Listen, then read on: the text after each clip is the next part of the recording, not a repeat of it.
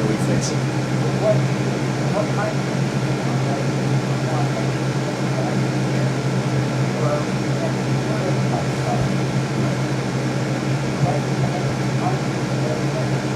Yes. what kind of life do you have? Come down to start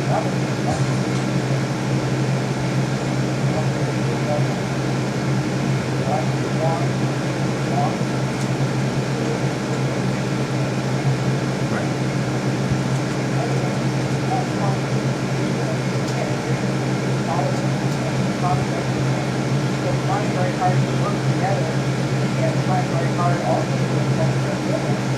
Yes. And that's one of the stuff that more or less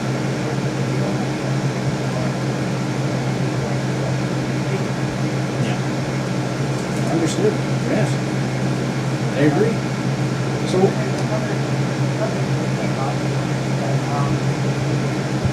there's a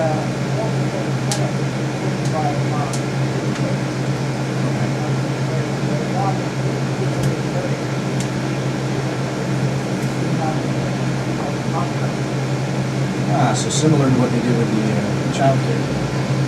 yeah, and so the situation is they're dictating pretty much how the job is done, et cetera. It's not like it's really intended like that. And so when people looking at it, those are different kind of positions. But just looking at it over here, actually very much like their employees money, but they don't get anything. Not much production at all. Right. You go up and take places with your phone. Right. And Would this certainly, I mean, would it give them more options as far as negotiation? unfortunately, nobody thinks that it does. Right. And in fact, overall, I don't think it's failures. I think that they don't make very much money. They don't have much freedom in their contract to figure out how to make as much money they can. And so they're making the managers save a great deal of payroll money by not having to do it. That's that the contractor has to pay himself. This has been a very good job. One of the jobs here, you're employed generally a couple of hours very early in the morning. And it turns out he doesn't get very good hourly rate on it. And I found out it's really good for when one goes 4 in the morning and 20 below. Well, 3 in the morning and 20 below. Come down there and sort of do shape and getting into the well. You don't make $20 an hour, you make $10 an hour. Absolutely. And then you right. And right. And you start factoring in other hidden costs, like what it's going to cost you to be an independent contractor driving your car around. The hidden cost of insurance, the hidden cost of many things like that. So, yeah, I think it would probably go more stand to hurt them as independent contractors as it would just be employers.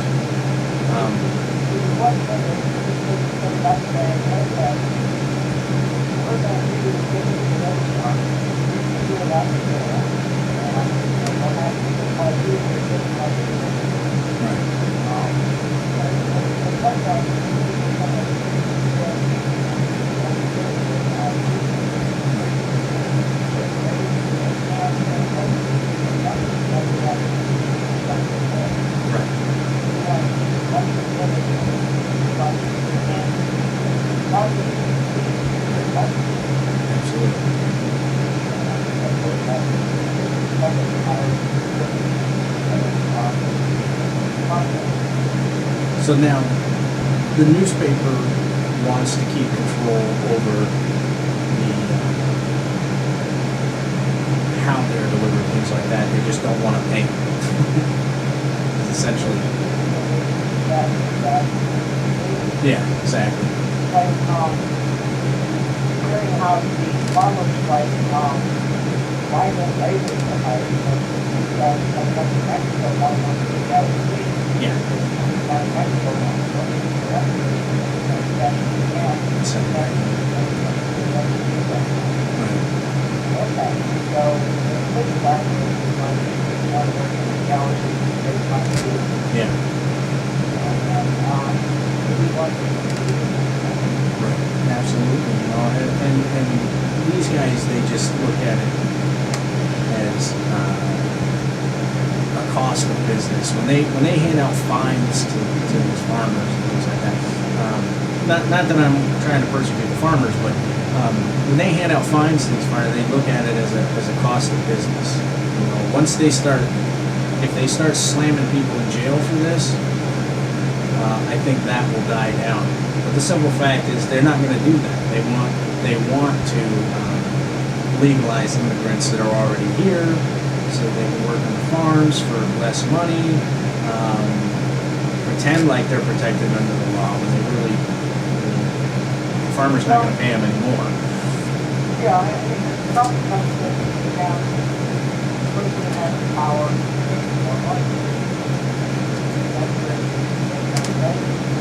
One way to change. It is. And so, you have, and Governor Douglas, for example, Yep.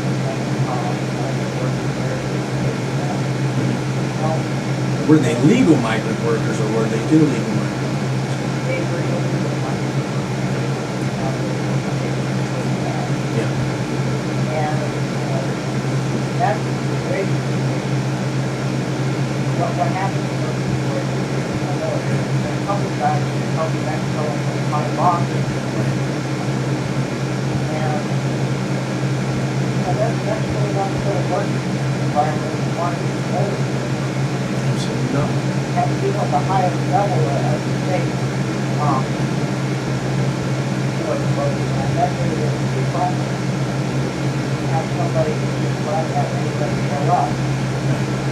Some poor farmer who's an empty home. Yeah, they're not going to get paid. They're not going to go to immigration and so on. Right. And they're more apt to pay, you know, Joe Schmo from down the street under the table because they are likely to pay an illegal immigrant too. So So when you have the governor, and the governor should be saying, well, obviously we have a labor problem here, so what I need to do is have a legal way that everybody in Vermont, the majority of the people in Vermont agree with, that works. That's what we exactly have passed. no, we haven't had anybody that thinks that's that, including our current governor, Conley. Yeah, exactly. But what we should have is a public process that says, you know, okay, are we going to regulate immigration? Okay, let's deal with it. The whole idea of having people are half in and half out, they have no right. They have the right to work, Right. but legally they don't have the same right. That's what gets the problem. Absolutely. You know, there's no protection for them. They're still human beings, and it's really reminiscent of the slave days.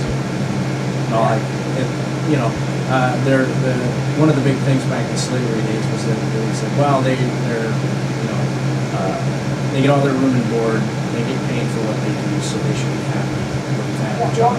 They said, well, they should be happy. They said they are happy. Right. And like Governor Douglas was saying, I know all my slaves, and they're really happy. Absolutely. It's not a laughing matter, but yeah, no, absolutely. Exactly what was written back in the 1850s. Right. How to make it sound. And now we have the monitors writing the same thing about migrant labor. They're saying, oh yes, there's one of the people that are happy to be here, and love coming here. Right. Why are they happy to be here? Because they have a legal work government at home. So there's only 300 families. The whole nation is an oil export nation for, gosh, I think 40 or 50 years. Right. And they haven't been able to take that prosperity and follow back and see if they got educated chance. No, because that's not their intent. So they'd rather, you know, we have a chance to return some more cash every year. But who really wants to go 3,000 miles from home, the place where you speak the language that's freezing out cold in the winter, Right. and be away from the wife and kids? You know, that's not people's ideal life. That's not life, liberty, and the pursuit of happiness. Right. That's just making the best of a bad life. Yeah. So, you know, what we need to be talking about is, you know, let's not become more like Mexico in that sense, of having all these people who are desperately poor and want to work 80 hours a week. Let's try and make Mexico the kind of place where you can make a decent living at 40 hours. Right. And I mean, we've discussed that before on this show about that's the globalist agenda, is that they want to bring us down to the level of the migrant worker, essentially. Sure. Sure, yeah. You know, when we first started trying to get corporations to stop polluting, they took the government to court and said, you can't make us not pollute. Right. And so we forced them, bit by bit, to reduce the amount of pollution that industry puts out. Yeah. And what happened was, in the long run, they found places. There's one river that flows from Mexico into the U.S. right around San Diego. Mm-hmm. And that river is hideously polluted. It's polluted by factories. Yep. Most of the factories are American companies DuPont. set up in Mexico for the cheap labor and because they can get away with trashing the environment. Right. And exactly the same with China, where there's whole areas of China where they can't eat the rice. Right. Because of the stuff that's gone into the soil. Yep. So there's so much bad stuff in the soil that you know, the rice plant draws pollution up and puts it right into its seeds, into the grains of rice. Right. And you know, the corporations find that to be just fine, because of course corporations don't feed on rice. Right. It's only a problem for human beings. Yeah. And you know, probably cattle and pigs too. Right. Absolutely. And those cattle and pigs help feed and take care of the populace. And the corporations, they don't care about the populace, because as long as you keep buying their products, they're perfectly happy with the millions that you give them. And it's really reminiscent, because it is all interconnected, for the simple fact that every time we force them, our government forces them not to pollute, they find ways to cut costs elsewhere, and it's usually in the wages that they pay or the people that they employ. Right, and again, it isn't quite that direct, so it escapes notice, but you have an area where they've been polluting for years, and you say you can't do that, Right. and they relocate the plant somewhere else, Right. where there's less supervision. Yeah. But they're never saying we're going to pollute, they're just saying, oh, we can't afford to do business here anymore. Absolutely. And, you know, and this is something that I went through. Like when I was a kid, there were still garment mills in Lowell, Massachusetts, near where I grew up. Right. And those were all old plants. They were all right close to the river because they started out as water power and so on. Right.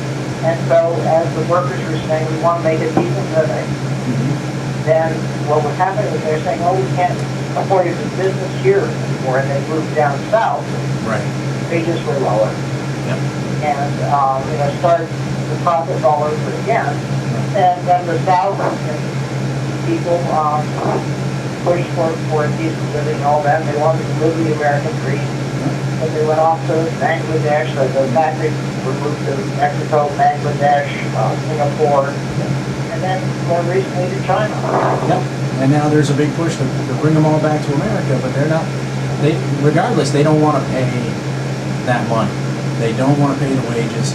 So instead of forcing the corporations to either come back, pay the wages, or get taxed, what they're essentially doing is forcing them to lower the wages of Americans. We only have a couple minutes left here on the Montpelier segment. Have you heard anything about the Vermont Right to Know bill? Has anything been brought up? I haven't heard anything new about it. I believe, yeah, I'm not sure exactly what the schedule is on that. I have to look into that. But, I got an email saying they were gonna bring it up for discussion soon, so. yeah. Could be this week, could be next week, I don't remember now, I'd have to look at it. I was just curious to know if you'd heard anything from that. No, I haven't. I didn't see it on the schedule today. Okay. Yeah, there's a schedule published. Right. Well, what all the committees are dealing with, so I go through and I look at that. Right. But, you know, it can be under a different kind of heading sometimes, so you don't spot it. But I don't think it's today. Yep. Okay. Next week on the show, we're going to have a special guest come on, Miss Margaret Laggins, who is the lobbyist for Monsanto, or one of the Monsanto lobbyists.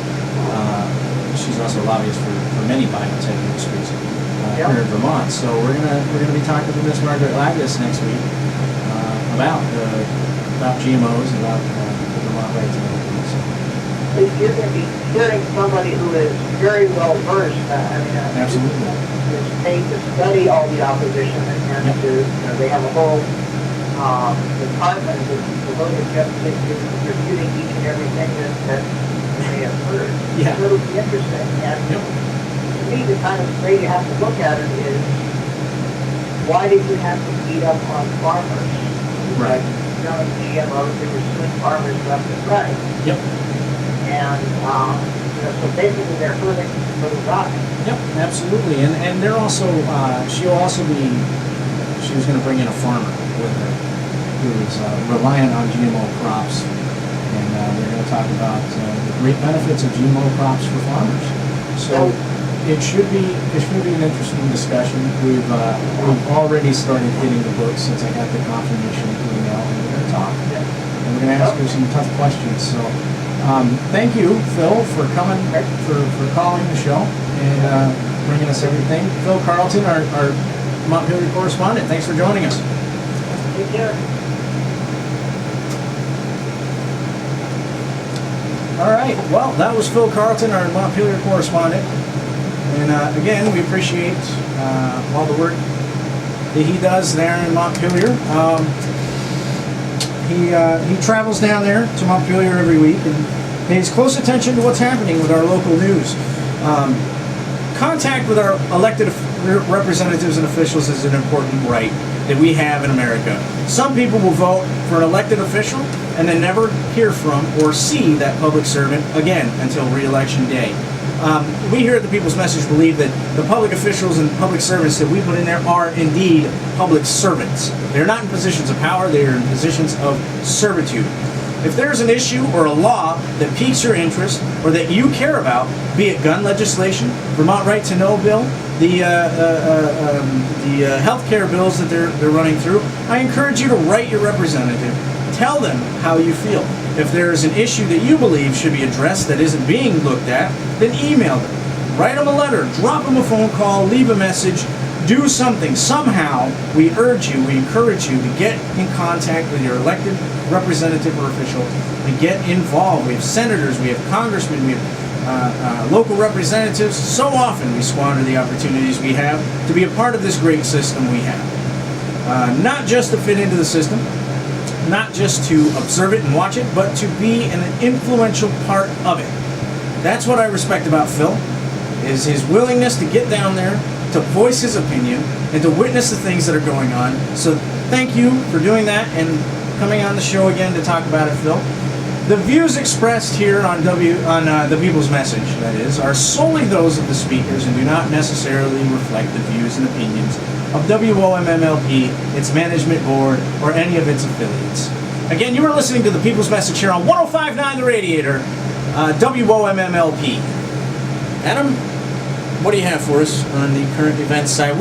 We have a topic of discussion. It's medicating America.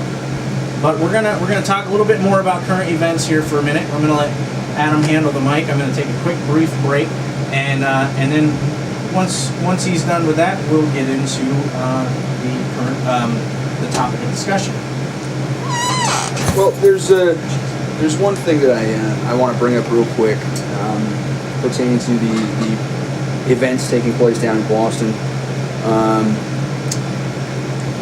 It's kind of troubling and upsetting for me to see the rights of citizens inside the city of Boston being violated, much like the events of 9/11 when those happened. You know, people out of fear for what was happening and what had just taken place in this country responded by giving up their freedoms and giving up their rights. And that's going on right now in the city of Boston. We have a massive police presence in the area, obviously out of fear. You know, the cops are scared. They don't know if another bomb will go off, and or if there's something else coming down the line. You know, nobody's really sure, and they still have yet to catch these people, or at the very least to let us know that they've caught them. But what's happening now is the police force down in Boston, the federal task force that are down there working, are actually taking it upon themselves to search pedestrians walking on the streets of Boston, to go through their bags. I don't know if it's happened, but I'm assuming that could potentially mean going through their cars as well, at random checkpoints. Basically, what that is, in a nutshell, is a violation of our Fourth Amendment rights. In order for the government to want to seize your property, or to look through your property, this includes emails, this includes your telephone, your cell phone, text messages, or your mail, or the items of your purse or your wallet or your backpack or your car. The government needs to get a warrant. They need to show justification, at the very least, with probable cause. So probable cause would be any information that would lead a reasonable person to assume that a crime is going to be committed, was committed, or is being committed. And unless that criteria is met, the government has no right, and no cop has a right to search your property, to ask you for identification, to ask you to identify yourself. They pretty much can ask you, but you're not obligated to render that information to them. You're under no obligation unless that officer can articulate to you what it is that he believes you have done wrong, i.e., I don't know, jaywalking, or you know, something more heinous or more severe. And the bottom line is they have to prove that. They have to tell you and articulate that to you, at the very least. And if they do have information that links you to a crime, they have to get a warrant in order to search your property or the contents of your wallet, your bags, or anything like that. Well, what's happening right now in the city of Boston is being done out of fear. And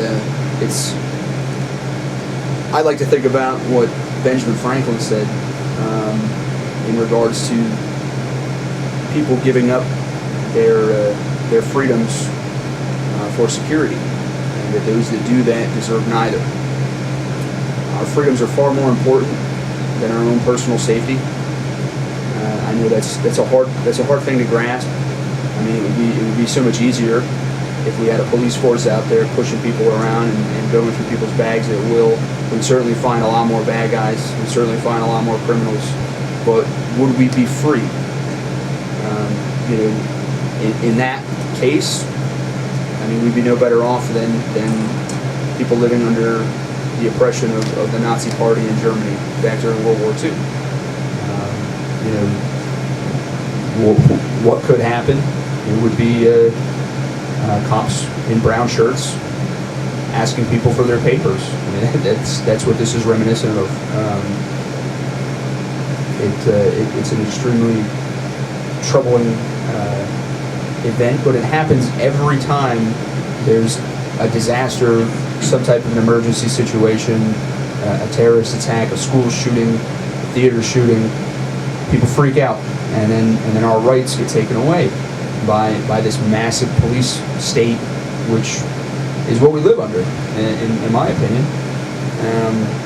Well, we're certainly headed in that direction as far as the police state is concerned. Oh, I think we're there, Steve. DHS has certainly stepped well beyond the bounds of the Constitution. Our law enforcement personnel, I don't know if you said this already or not, I was out of the room, but DHS reserves the right during any kind of disaster or emergency to then declare that all police personnel are under the jurisdiction of DHS, under the command of the Department of Homeland Security. And the Department of Homeland Security was never existed before President Bush II, King Bush II, came into power and created them after 9/11. So, yeah, technically we are getting closer to a police state than we have ever been. And the Department of Homeland Security, among other agencies, have really gone very far in... Well, I mean, really, what's left that needs to happen for us to call it a police state? If we're not there already, what's left that needs to occur in order for us to consider our current environment a police state? I mean, if you look historically at places like Nazi Germany, really the only thing we're missing are concentration camps, and even that's debatable. So, are we living in a police state or are we not? Let's not beat around the bush here. We're constantly under surveillance. Our emails are being hacked by our government. We know this now. It's even in the mainstream media. They're looking into our Facebook pages, our Twitter pages. What's left that really needs to happen? I mean, we have cameras hanging off of stops or street lights. We have even ATM cameras are capturing footage of people going about their daily lives. And on the other side of the coin, if you or I pick up a camera and we want to film the police, and while they're going about their daily lives, we get arrested. We have our film confiscated, or we're fined. I mean, just recently down in Maryland, there was a man who was filming the police, and they arrested him, and they wanted to throw the book at him and put him in jail for like something like 50 years. I mean, 50 years for filming the cops? I mean, luckily the guy's case was thrown out. But what's left that needs to happen before we can stop beating around the bush and call this what it is, and it's a police state inside the United States of America? Short of martial law, I understand that. I understand you're trying to downplay it and stuff, but I don't see the point in doing that personally, because I believe that's exactly where we're at. We live in a police state. We're constantly under surveillance. We're under the thumb of the law. They pass legislation, statutes. It doesn't matter if it's natural law, common law. We're obligated, even if we don't agree with it, to follow these statutes. And ultimately, what that is a police state, in my opinion. There are instances of law enforcement abuses. There are instances throughout our country, and these instances are certainly rising in number. They are certainly rising in frequency, and to come out and say that we are currently in a police state, I mean, we still hold a lot of freedoms. You and I are still on the radio talking about these things. You and I are still able to talk about the Constitution. We're able to talk about the wrongdoings of the global elite. We're able to talk about the wrongdoings of our government officials. And we still hold a lot of rights. And we still are able, when these cases come up in their frequency, and they do quite often, we are still able to get them thrown out of court, and we're still able to have a case. Now they are moving towards being able to take that away from us, and every day we get closer and closer to becoming a full-out totalitarian police state. Well, I don't think we're quite there yet, but we are certainly on the verge. Ladies and gentlemen, we are on the verge of becoming a police state, and we are closer than we have ever been, and it is a short step over the line. It is a short step over the edge to where we are a complete and utter totalitarian state, police state. In Boston, there are photographs and images of National Guardsmen rolling down the street in Boston. Folks, I don't care if 20 bombs went off. Things have calmed down in Boston right now. The Boston police have never once needed the help of the National Guard to maintain order. They're not rioting. There's no picketing. There's no chaos. There's no evidence of that is seen. Well, even if there was, Even if there was, posse comitatus absolutely makes it against the law for the military to Absolutely. be used in a domestic law enforcement type scenario. And in the media, you keep hearing this droning of the Boston PD are looking into this case. The Boston PD this. It's the feds conducting the investigation. It's not Boston PD. The FBI have taken over the investigation. They are using the Boston PD for their own needs, but they are well equipped to handle this situation themselves. They do not need the National Guard policing Boston, folks, and we need to keep a very close eye on this, but I don't think it's time to freak out quite yet. Again, the views expressed are solely those of the speakers and do not necessarily reflect the views and opinions of WOMMLP, its management board, or any of its affiliates. Again, you are listening to 105.9 The Radiator, home of the broadcast known as The People's Message. I am your humble host, Steve Hutchinson. I've been here for the last 2 hours. I'll be here for another hour. My co-host, Adam Martell, also the man in charge of current events of our show. Adam Martell is here in the studio as well. Adam and I, we differ on some opinions. We have different opinions from one another. We do agree on many things, including liberty, equality. You know, the People's Message here, we believe that an informed people are an empowered people, and empowered people are motivated people, and motivated people affect real, lasting change in your communities and in society. The People's Message is a platform for constructive conversations in the hope of better unification. What we set out to do in every program is put forth solutions to problems that we face and invite discussions on issues that affect free Americans. We promote freedom, liberty, equality, free thought, and welcome opinion. Adam and I don't pretend to be unbiased. We have our own opinions on issues that we may disagree on and that we may disagree with you on.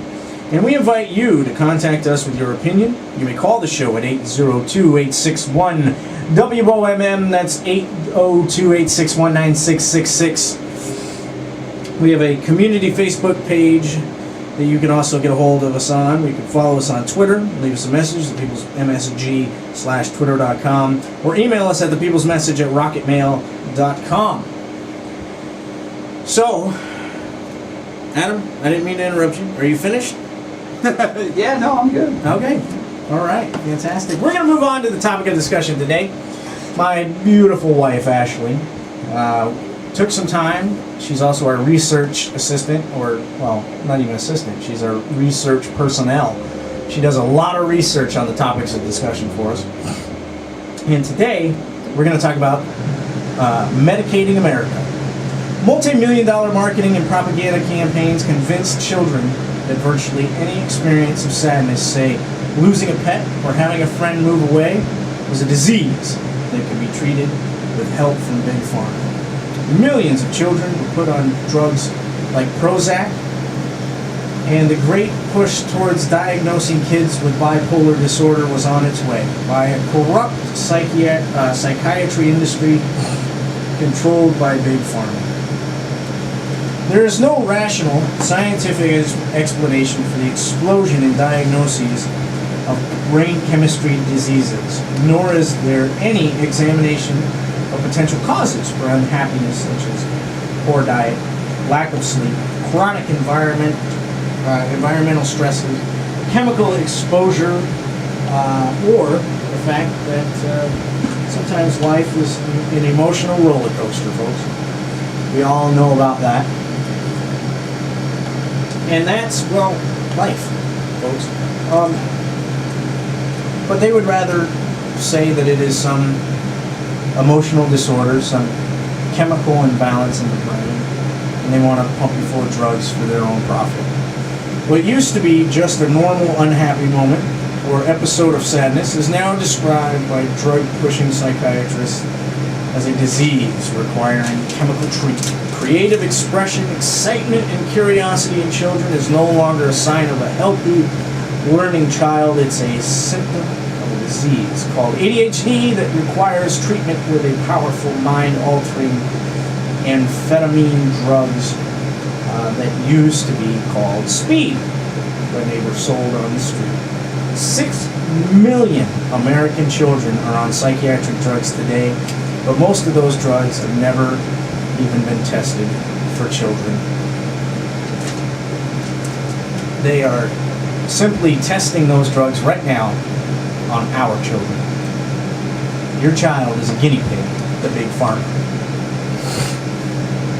ADHD, by definition, attention deficit hyperactive disorder, is a prevalent disorder during childhood affecting 3 to 7% of children, about 1 in 10 children, according to the CDC. An ADHD patient has problems sustaining attention and controlling impulse and behavior. The Mayo Clinic states that stimulants such as, oh boy, is a big word, methylphenidate, dextroamphetamine are the most commonly prescribed stimulants for ADHD. They state that while these drugs are very effective, they do come with risks. There's a YouTube video out there, maybe Anna can look that up for me, that we can play on there. There's a panel of doctors who have diagnosed hundreds of cases of ADHD and ADD. They've treated them, they've prescribed drugs to these children. And there was a conference. It was the World ADHD Conference. I believe it was a BBC reporter stood up and asked these doctors, what are the criteria for ADHD? What would you use to diagnose someone with ADHD? And every doctor on that panel sat there and hemmed and hawed and wondered and tried to come up with an answer. But none of them could come up with a definitive answer. These are doctors that have diagnosed hundreds of cases. Hang on a second. Do you know what year? Oh, I don't know what year. That could be the one right there. I believe it was the very first. Let's see if we can find out. We're searching for the clip. We're going to play it for you here. Maybe. If it's the right clip. For some reason we're not getting any sound. Oh, that would be loud. This rare video provides a disturbing glimpse of the event. This is the one. One which the government does not want you to see. We have agreed that there is no consistent diagnostic test for ADHD. Our knowledge about the cause or causes of ADHD remains speculative. I would now like to open the forum to questions from the press. Joe Palco with National Public Radio. It sounds a little bit like you're saying that the definition is a little like the Supreme Court's definition of pornography, which is you know it when you see it. No, I'm concerned with this. We're going to disagree, and I would like any member of the panel to describe a typical ADHD in terms of symptomatology. Mark, would you like to? Since you see them in your practice. I think the panel has been frank, and the difficulties here are immense in terms of these. It is hard. It's very hard to know how to answer this question. These kids, in my experience, when you see these kids, they are, several standard deviations different in terms of they cannot sit still, they cannot attend, they cannot, even when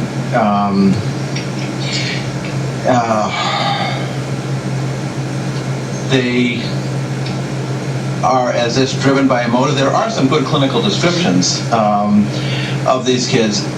I think As pediatrician Mark Vonnegut struggles desperately to describe the symptoms of an ADHD child, it's fair to note that he must have diagnosed and treated hundreds of children for ADHD prior to this conference.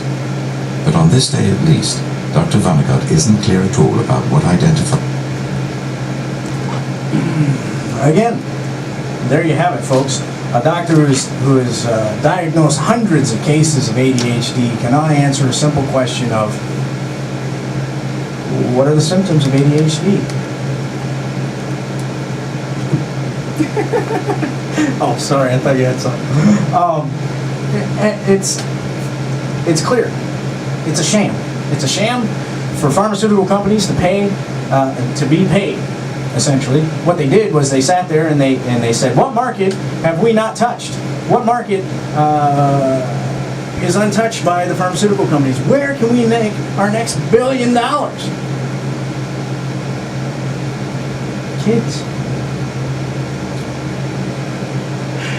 The risks of these drugs that they're giving out are heart problems in rare cases. Children and adolescents who took stimulants died from heart-related deaths. The American Heart Association recommended getting EEG tests done before and during treatment, while the American Academy of Pediatrics recommends that you only do a family history and physical examination.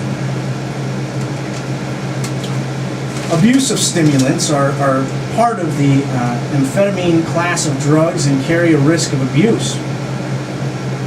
Basically, what you're doing is you're starting your child on a road to addiction.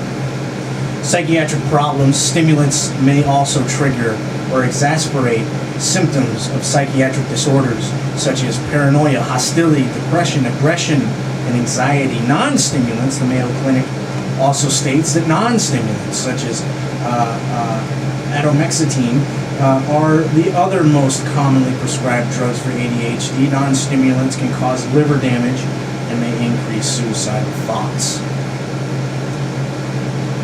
It is truly amazing, ladies and gentlemen, that we would put our kids in harm's way because of a man who is a psychiatrist, who is basically claimed to be a doctor, can write your child a prescription and says, your child has hyperactive attention deficit disorder,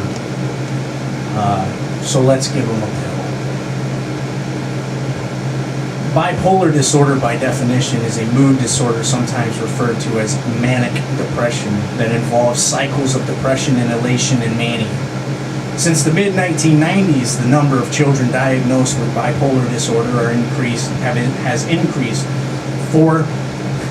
staggering number, 4,000%. I'll say that, 4,000%. That is a huge jump. It is estimated that over 1 million children have been diagnosed as having bipolar disorder. In the 1990s, Dr. Janet Wozenak was the first person to popularize the idea of bipolar in children. Thanks, Doc. Appreciate that, Miss Janet. Wozenak got a job as a researcher in the clinic of Dr. Joseph Biederman. Felt that Biederman, famous Harvard psychiatrist, mind you, who was studying kids with ADHD. Biederman felt that a portion of kids in his clinic had problems way beyond ADHD, so he put Dr. Janet Wozenak on the case. What she found was that kids who struggled with intense, uncontrollable outbursts of anger, hitting, kicking, and biting, so she had an insight. Her insight was that, quote, this child that I was thinking of had really difficult to manage ADHD and a lot of parent-child interaction problems. I was ignoring the serious mood component of their problem. So in other words, it wasn't that the kids had problems with impulse control. There was a mood disorder. These children were bipolar. They must be bipolar. It couldn't be that maybe the parent was part of the problem. It couldn't be that maybe they didn't even have ADHD in the first place. They were just plain kids, and the problem with the interaction between the child and the parent, well, perhaps that was the parents at fault. Because, hey, let's face it, most parents try to be model parents when we're in front of, especially a doctor or something, you know? Well, doesn't it, what I find just absolutely, mind-boggling is that society has taken away a parent's right to discipline their child. Yep. Whether you agree with how they discipline their child or not, there's a difference between beating a child and disciplining a child. And so society, the state, or the federal government, however you want to word it, has taken away that right that a parent has to discipline their child and raise them the way that they see fit. And when the child acts out, because there's no discipline, there's no structure, there's no guidance or discipline, don't worry, because the state has a pill for them to take. The psychiatrist has a pill for them to take. The pharmaceutical company has created a pill for your child to take so that your child will act right. Because your child's just not acting right, according to the collective. And I mean, what is it? Normal? What is normal? What's the definition for normal? Who is takes normal? Yeah, I know. Your kid's not normal, so your kid needs to take pills? I don't get it. It doesn't make any sense. This normal, this idea of what is normal has been created by, well, it's not the collective, ladies and gentlemen. It's the elite and the pharmaceutical companies telling you what is normal so that you will feed your kids these drugs, because apparently being a zombie is what's normal. I guess that is normal. That must be normal. Being a zombie staring off into space, drooling on yourself, well, that must be normal. Because that's what the elite wants you to think, that's what the globalists want you to think, and that's what the psychiatrists want you to think. Because we have already established that the globalists have infiltrated every fiber of the social fabric, including, and not limited to, the higher education system. And to me, that's very scary. To me, that's, but who do you think is profiting from this? Oh, well, the pharmaceutical companies. The global elite who own the pharmaceutical corporations. The most common medicines for treating bipolar disorder are lithium, highly prescribed medication that has several known side effects, such as tremors, sometimes permanent tremors, so your child will never get rid of those tremors.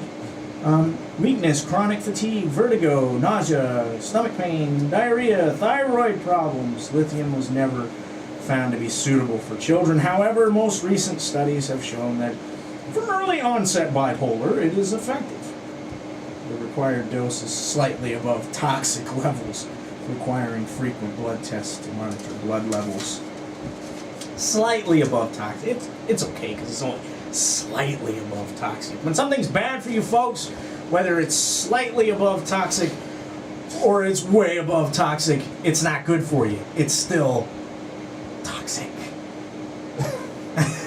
I mean, could it be any more plain to see? Risperdal is an antidepressant medicine that works by changing the effects of chemicals in the brain. Although there are many serious complications and even death reported from using Risperdal, doctors are still prescribing it to children because, let's face it, folks, I'd rather have my child dead than not be normal. Yeah, well, being normal in society nowadays. That's more important than life. That's exactly. You know what else changes the brain chemistry and the way your brain produces different endorphins and different chemicals? How? A healthy diet. It really will. But that would mean I couldn't eat at McDonald's every day, and well, if you do, maybe GMO foods would be out of the question. There's a really good video out about eating at McDonald's every day. But I love McDonald's. Well, it's bad for you. Is it? I know. Nobody told me. That's not true. I knew that already. Folks, obviously we're being facetious here. We're joking on a very serious. Well, I'm not joking about eating right though. No, absolutely not. Eating right is key to maintaining healthful life. Yeah, not just, I mean, your overall, the way you feel when you're eating, you know, good food, Yes. healthy food, full of vitamins, full of minerals, the stuff that, you know, isn't in the crap that we eat on a regular basis, you're going to feel better. You're going to feel better about yourself. You know, you're going to feel better about your environment. It's not just weight. I mean, there's a ton of negative effects of being overweight. Okay, but on top of that, it affects more than just your weight and your outward appearance. It affects your brain, how you feel, how you think, how you live, how you know. It affects all of those things. Yeah, And it does. it's not just limited to looking great. You know, your skin clears up. Everything about you is different when you have a healthy diet. And juicing is a huge part of having a healthy diet. It's unless you grow your own food, which I personally ascribe to growing your own food, non-GMO seeds, heirloom seeds. You know, grow your own food because you will save so much money. Whether you're making the food for your baby, your infant, or juicing it for yourself, or canning it for later, you will save money. You will have an activity that is good for your family and gets you outside where more people should be. Stop staring at the boob tube. Stop playing the video games. You know, and get outside more is my motto. So anyway, Risperdal states that Risperdal, I'm pronouncing it wrong, can hide indicators of drug overdose, intestinal obstruction, brain tumor, and a dangerous neural condition called Rey syndrome. Risperdal may also cause NMS syndrome, which causes muscle rigidity, altered mental status, autonomic instability, renal failure. Risperdal may also cause tardive dyskinesia, a syndrome of potentially irreversible, involuntary, dyskinetic movements. The drug may also cause metabolic changes, cognitive and motor impairment, seizures, dysphagia, esophagus disorder, body temp regulation, tremors, sedation, anxiety, blurred vision, vomiting, rash, respiratory tract infections, constipation, stomach pain, increased weight gain. So only a few things. There's only a couple things there. Honestly, folks, I mean, this is a no-brainer. And I say that these things may cause this, and I will tell you why we can't definitively say that this Risperdal causes this is because the tests that need to be done are not being done. The science is being blocked, and any science that is being done is done primarily by the pharmaceutical company, which we've talked about this with vaccines, we've talked about this with other drugs. It's talked about with GMOs. I mean, it's talked about on many, many levels that the science that needs to be done on these issues is not being done because it's being blocked. And the science that is being done is done primarily by those who stand to gain from it being not being done at all. So psychiatry has gone from talk therapy to writing prescription drugs. This has increased the profits of big pharma, attracted patients looking for a magic quick fix, and legitimized psychiatry as a medical science. So now that they can write prescriptions, now that they can take out their little pen, and pad there, they are now legitimized as a medical profession. It's sad that we are legitimizing medical professions based on the fact that they can write you a pharmaceutical pill. Well, that's how it works, though. You can't, in this country, according to the FDA, the Food and Drug Administration, you can't cure or treat a disease with anything other than a drug. It has to be in the classification of a drug. All natural cures, which, I mean, throughout the ages have served mankind, and yet now we you know we make a lot of them illegal. You know that we can't Yeah. use them. No. I mean, but really, a lot of the things that are wrong with people can be treated with healthy living, healthy choices. You know, eating better, and we don't need that many drugs. You know, as we went over a couple of weeks ago, and you know, your wife had that awesome printout of all of those different natural cures. You know, simple things like Tylenol and Advil. If you got a headache, there are ways to get rid of that without having to take a medication that has a whole slew of side effects that Absolutely. you know you could be susceptible to. Absolutely. You know, it's truly sad that we have come so far in a society that our the problems that we have, okay, in our medical situation. Everybody talks about our healthcare woes. What are our healthcare woes? Our healthcare woes are directly affected. They're here because we have allowed our medical profession to become based on money. We have a medical industrial you know, we talk about the military-industrial complex. We have a medical industrial complex here in America. In the old days, doctors weren't rich, ladies and gentlemen. Doctors, well, they take a cow because they got you better. And you didn't pay them if they didn't get you better. If they didn't work, well, they didn't get paid, ladies and gentlemen. Maybe that's what we should do. You know, I mean, you get people out there. Sometimes lawyers will take a case on a pro bono basis where they're not going to get paid unless there's like a huge settlement or something like that. Yep. Maybe that's what doctors should do. Like, I'm not gonna accept your money or charge your insurance company a dime unless I fix you. Well, let's talk about insurance companies. Why do we have a middleman to pay for our medical needs? Quite frankly, they are, you want to talk about news, but insurance companies are declining to provide services to the elderly when they have things like cancer. You know, this is happening all over America right now. They're just refusing to pay. We're paying them, we're paying our premium, but they are refusing to pay for treatment. Yep. Yeah. Certain treatments that cost too much money, fall into different categories of rarity or whatever. But basically, what it comes down to is they're expensive. The insurance company doesn't want to pay them. Doesn't want to pay for So it. they let you die. Yep. I mean, that's ultimately what happens. Absolutely. We have a medical industrial complex, and in that medical industrial complex is the middleman. The man between the people, between you and your doctor. They decide how much your doctor is going to get, how much they're willing to pay your doctor, and if they don't pay the whole cost, guess who gets to eat that cost? You do.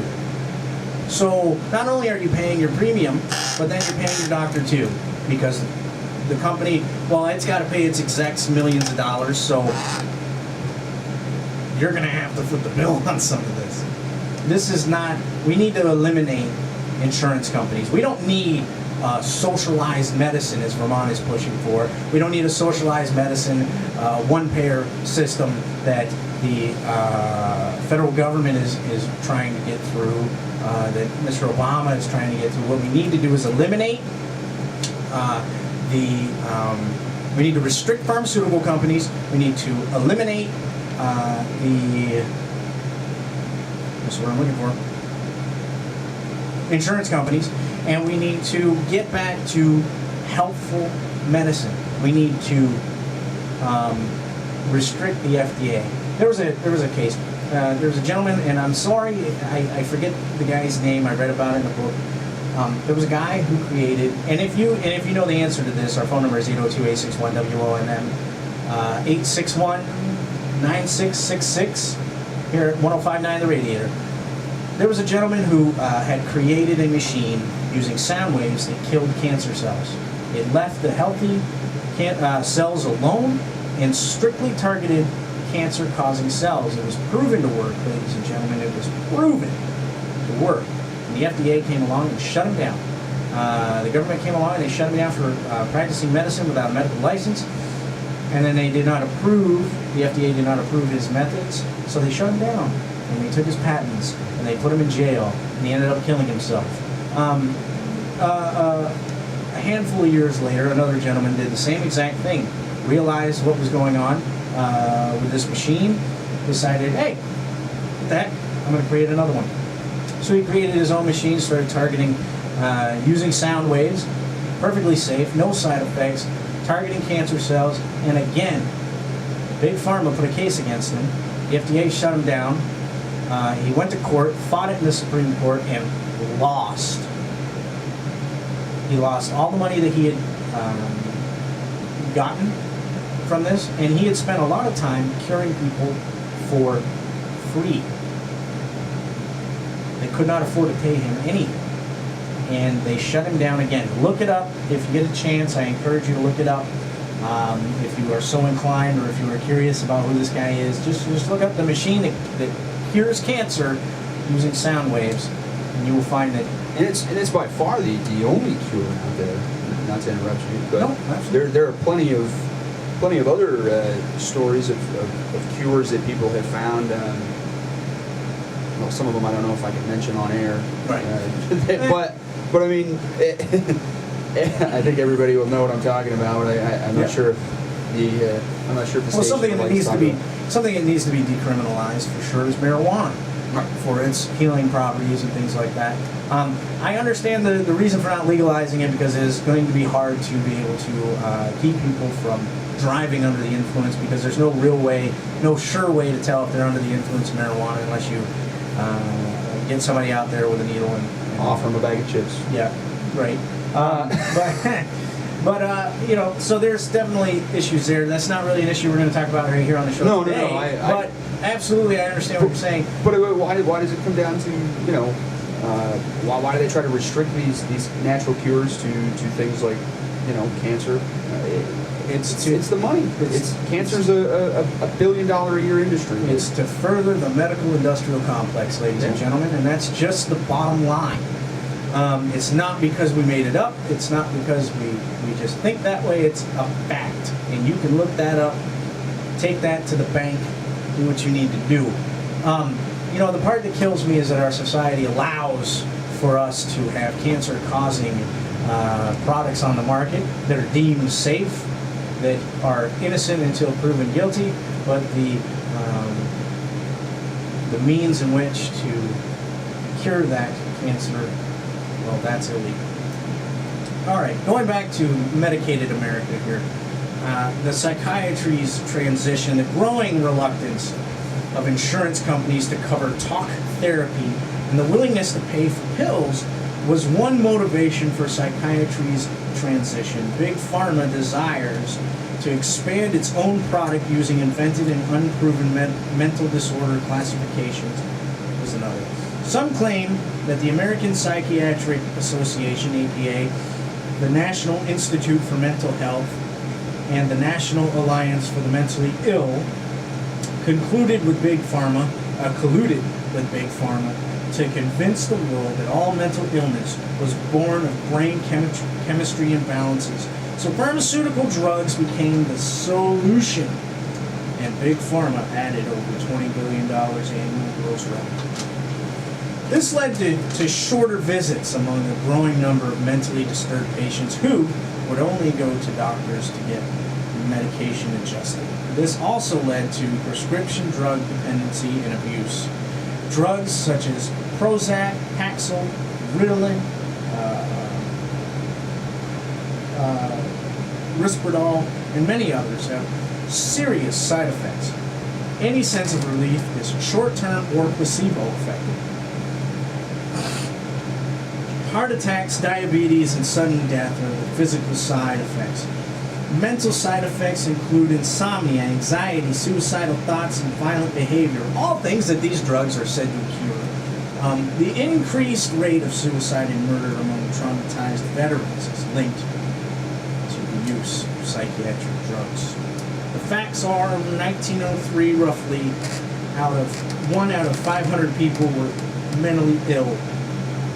By 1955, at the start of the modern era of psychiatric drugs, 1 out of 300 people had mental illness. And in 1987, the end of the first generation of antipsychotic drugs. And from 1987 forward, we get the modern era of drugs, where the number of mentally ill increased to 1 out of every 75 people are diagnosed mentally ill. A fourfold increase. Currently, since 1987, 1 out of every 50 Americans is deemed mentally ill.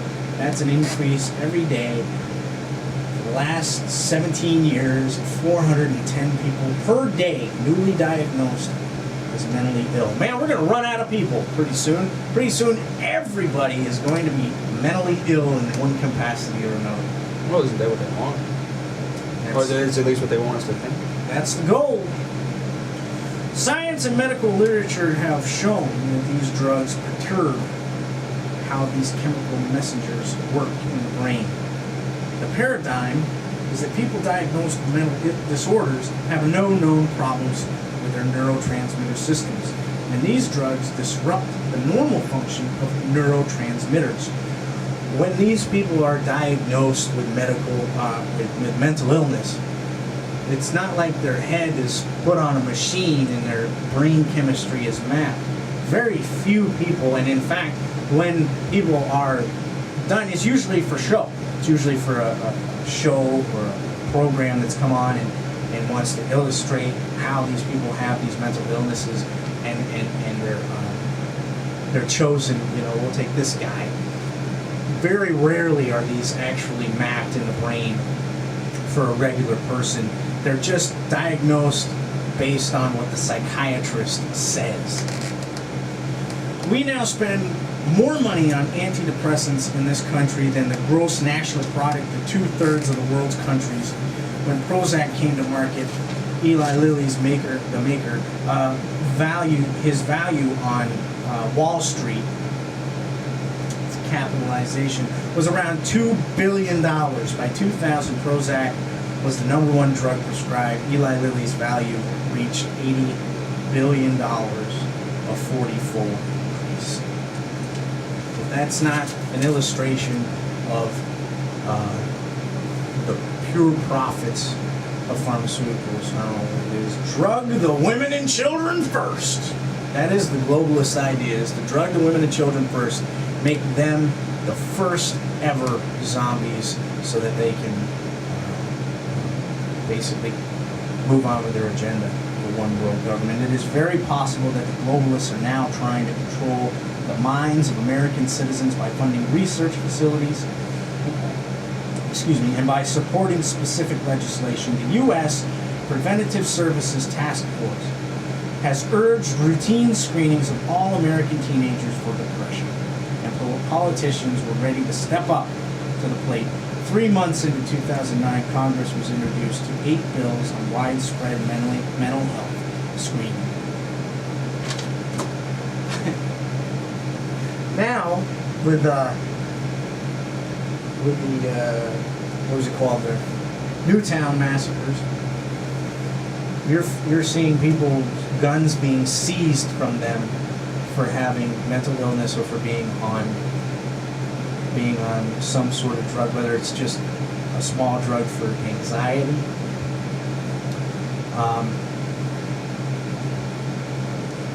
Look at the paradigms. Look at the shift. Look at the connections, folks. It's everywhere. Now our government has the right. It used to be that you had some protection there when it came to your medical records. That protection is gone, ladies and gentlemen. And that's why Adam gets so upset and goes on his speeches about being in a police state, because, yes, ladies and gentlemen, we are mere inches from stepping over that line to being in a totalitarian police state. You have no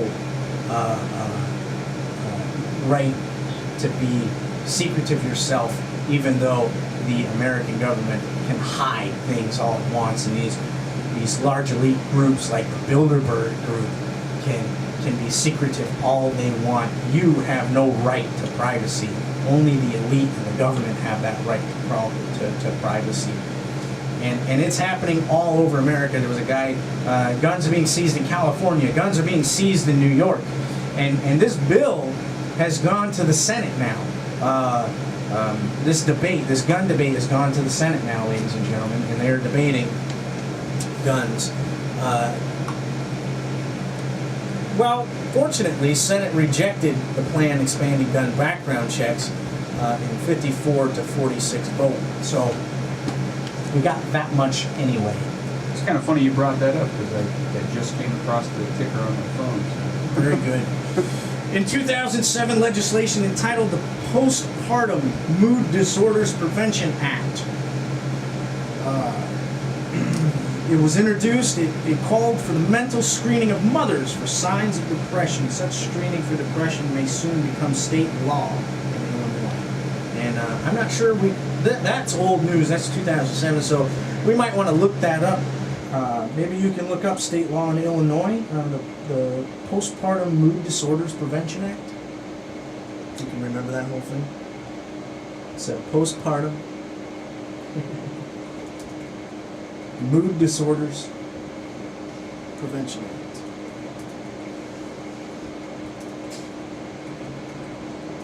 We're going to see if that got passed into law in Illinois. Similar legislation has already been adopted, or at least introduced, in several other states. In 2009, this mass screening scheme was brought up again as the Mulaney blocker Stokes mom's opportunity to access health education, research, and support for Postpartum Depression Act of 2009, aka Mother's Act. Critics see the Mother's Act as an insidious plan that essentially would allow for infants, pregnant women, and nursing mothers to be drugged even more than usual. The legislation would also allow child protective services to take children from parents with fewer restrictions.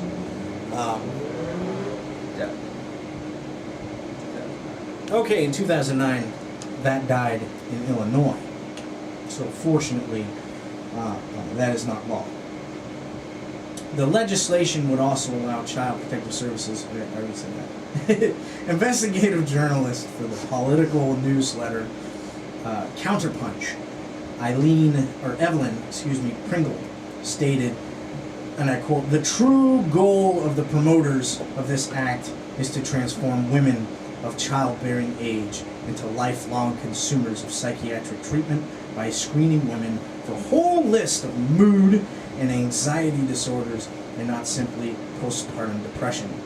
Enough cannot be said about the ability of anyone with a white coat and a medical title to convince vulnerable pregnant women and new mothers that the thoughts and feelings they experience on any given day may be abnormal."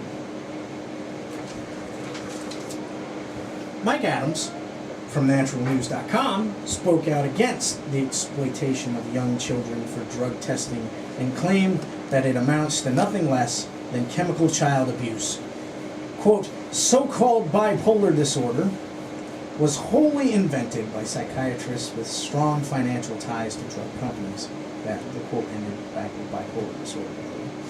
Adams said children should be given, and I quote, "some sunshine, playtime, and some time with nature. Instead of drugs, quote, you then get healthy, balanced children. It's no secret, it's just common sense." He further writes, "But psychiatry has no common sense," he added, "and no one in the industry dares mention that most so-called mental disorders are really just caused by nutritional imbalances, because to admit that would render their careers irrelevant, and no psychiatrist is going to commit career suicide." End quote.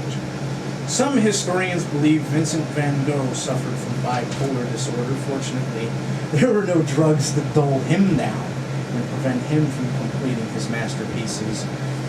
Today, America's largest consumer goods industries are healthcare and legal drugs. Not feeling well? Take a pill, even if you think you don't need one.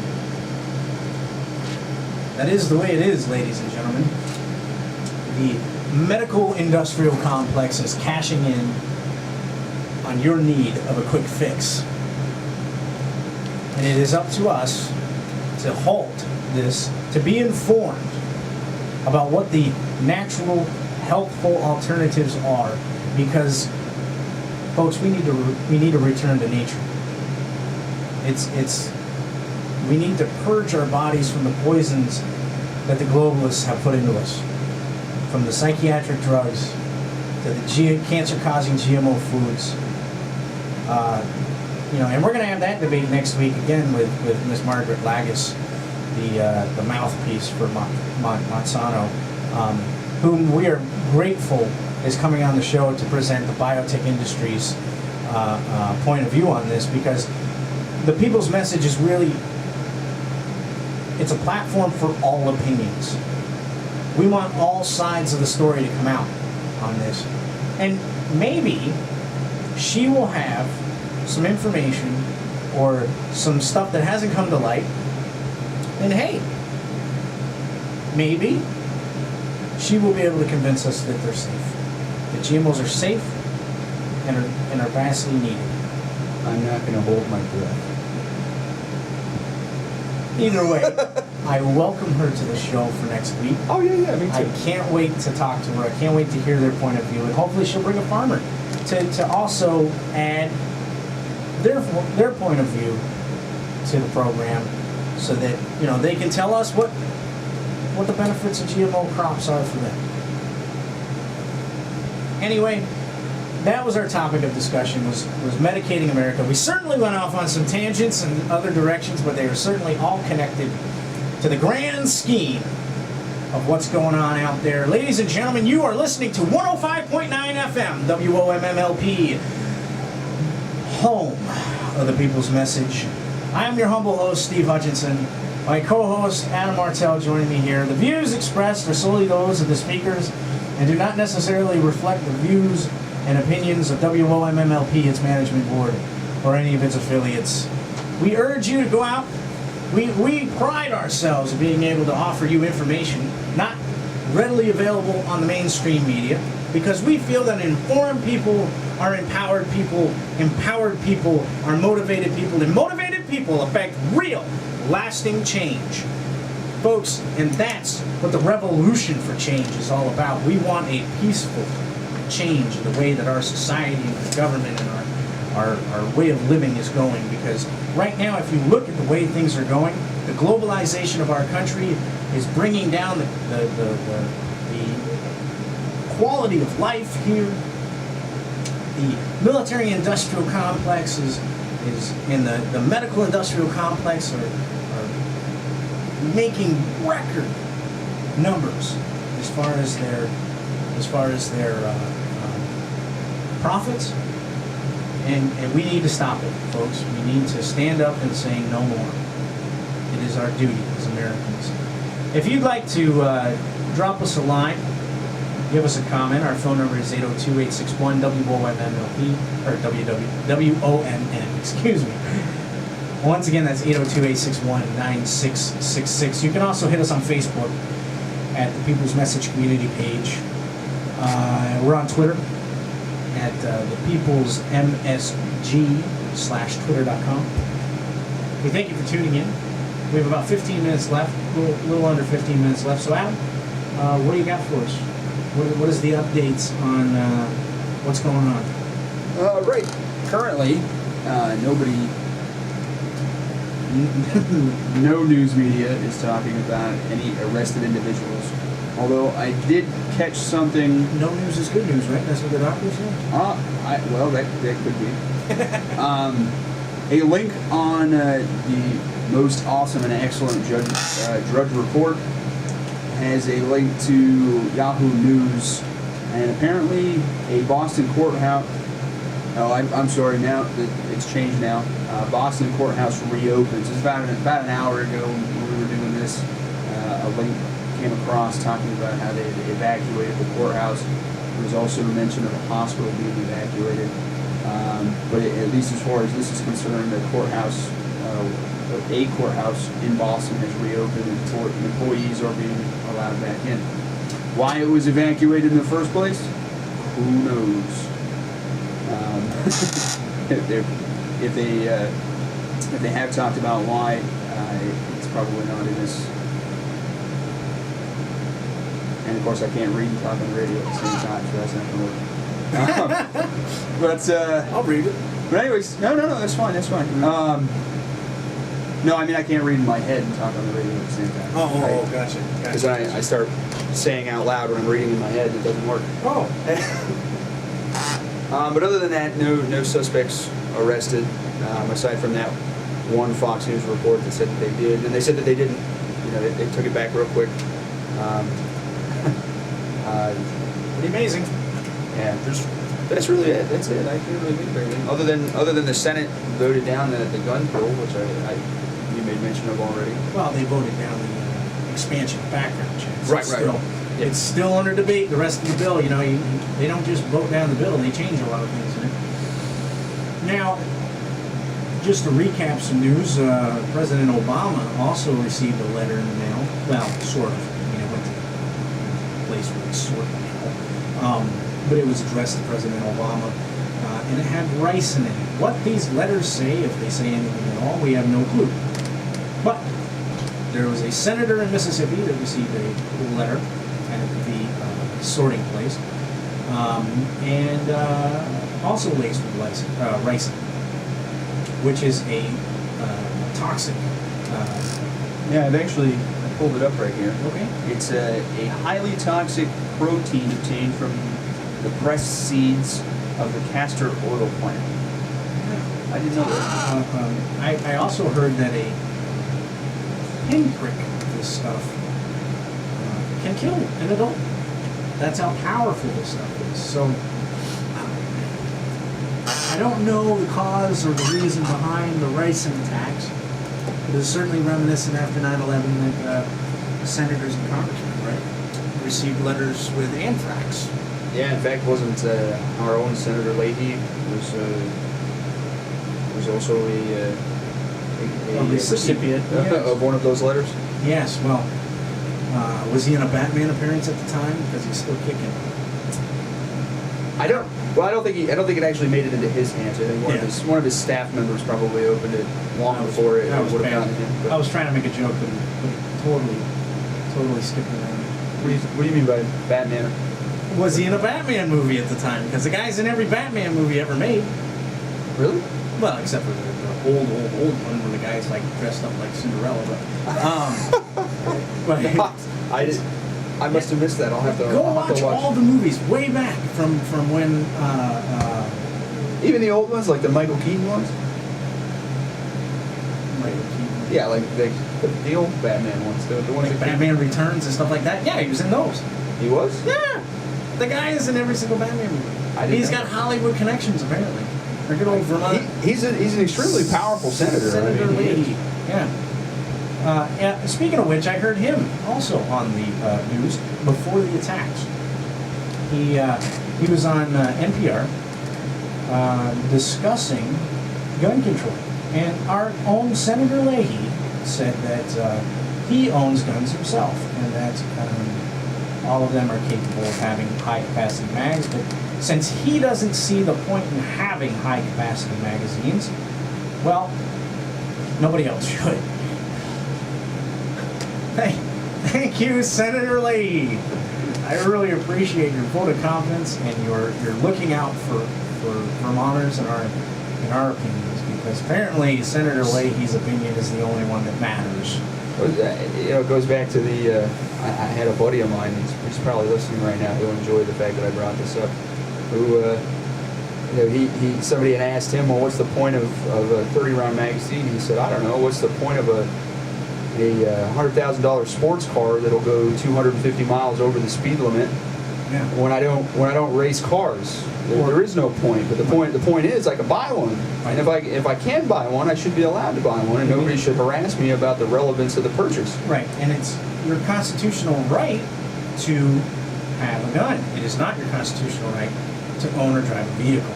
That is a privilege given to you by your state, which can also be revoked by the government and your state. So, on that note, let's look at what the Second Amendment says about firearms. A well-regulated militia, being necessary to the security of a free state, the right of the people to keep and bear arms shall not be infringed. What this is saying is that the militia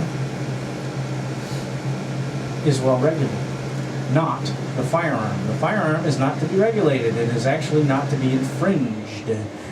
Our right to own one and possess one is not to be infringed. Right, exactly. The idea being that, back when the Second Amendment was written, there was no standing army.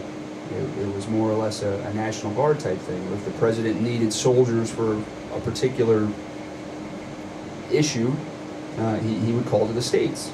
And the governors would then activate their militias. Right. The militias would come together and then, repel invasion or insurrection. I mean, as the Constitution says, there was no need back then for an army or a. Some feel that An active army. there is a need for an active army today. I'm not entirely... Well, there wouldn't be if we stopped sticking our nose into everybody else's business. Exactly. I mean, if we didn't create the problems and the enemies that we have, then we wouldn't need an active army. But since we do have the enemies that we have, and we have messed things up to the point that we're at now, for all intents and purposes, we need a standing army. Now, with that said, that does not change the constitutional right for us to bear arms. Some people believe that we should change the Constitution to say that, hey, we have a standing army now, we don't need the right to bear arms. Some people look at the Second Amendment as only protecting our right to bear arms for hunting and things like that. As I just read, the Second Amendment says nothing about hunting, and no, we should not change the Constitution. The Constitution is perfectly fine the way that it is, and that's my opinion on it. If you have a different opinion, our phone number is 802-861-WOMML, and 802-861-9666. I keep wanting to say the LP, but you don't have to put in the LP. When you we have about 4 minutes left. Is there anything else that you wanted to talk about? Nah, man, that's it. That's the news of the day. Yep, that's the current events. Again, join us next week because we have an esteemed guest from the state. She's also an agricultural... Oh my goodness, I forgot her title. I'm so sorry, Miss Lagus, if you were listening right now. She has a title with the state as well for agricultural. She basically represents farmers. She also is a lobbyist for the biotech industry. And Ms. Margaret Lagus has agreed to join us on the program next week to discuss GMOs from the standpoint of the industry and from the standpoint of the farmer. She said she might be able to bring us a farmer to discuss. She also pointed out that I believe it was 80 to 90% of the corn grown in Vermont is GMO corn. The feed that we feed our cattle is genetically modified as well. So I look forward to having her on the show. I look forward to next week's program. The topic of discussion is going to be that GMO discussion.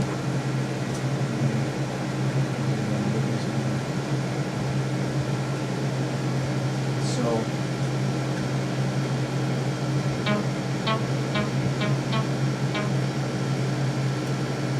empires throughout the world, throughout history, have come and gone.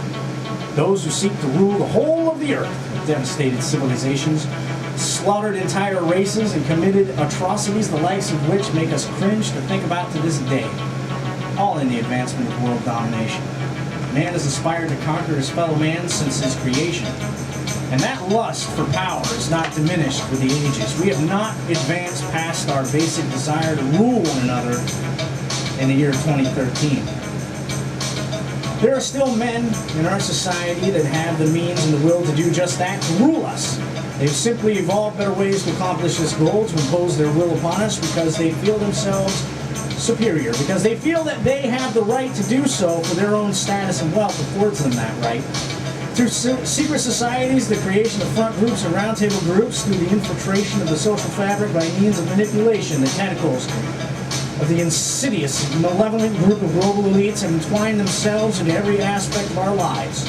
From the media we turn to for our information, media which John F. Kennedy placed a great deal of responsibility upon to stop this ruthless conspiracy, to the vaccinations we mistakenly believe are created to protect us and our children. From our public and higher education to the very food that we eat, we have been manipulated, deceived. The curtain of treachery has been drawn, closed, and we have been fooled, ladies and gentlemen, until now. Now you have been told, now you have been warned, now is the time to act upon what we know. The globalists have named themselves the shepherds and us the sheep. They will lead us to where they want us to eat, drink, and sleep, and will thin the herd at their own whim. Will you be sheep? Or will you rise above their influence and manipulation? Will you think for yourself and get involved, or will you sit idle and allow them to institute their new world order? This is our country. This is our freedom, our liberty, and our equality at stake. And if we sit idle and do nothing, then it will be stripped from us. We will find ourselves further enslaved to the global elite who care not for our living conditions or our quality of life. They care only for themselves and their power. When you have all the money in the world, the only desire left is power. Ladies and gentlemen, thank you for tuning in to the People's Message here on 105.9 The Radiator. I was your humble host, Steve Hutchinson. And I'd like to thank Adam Martell, my co-host, and our Montpelier correspondent, Phil Carlton, our production and research personnel, Ashley Hutchinson and Erica, and all of you, again, for tuning into the People's Message. Tune in again next week for our discussion with Vermont's biotech corporate lobbyist and agricultural representative, Margaret Lagus. Safe journeys, folks. We'll see you next week.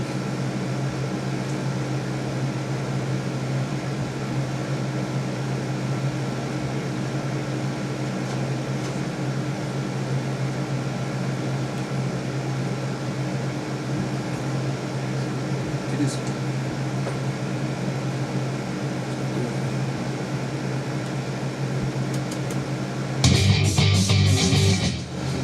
Whoops, there it is. We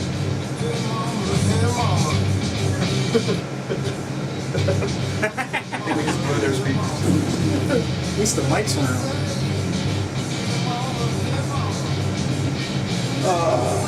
So there.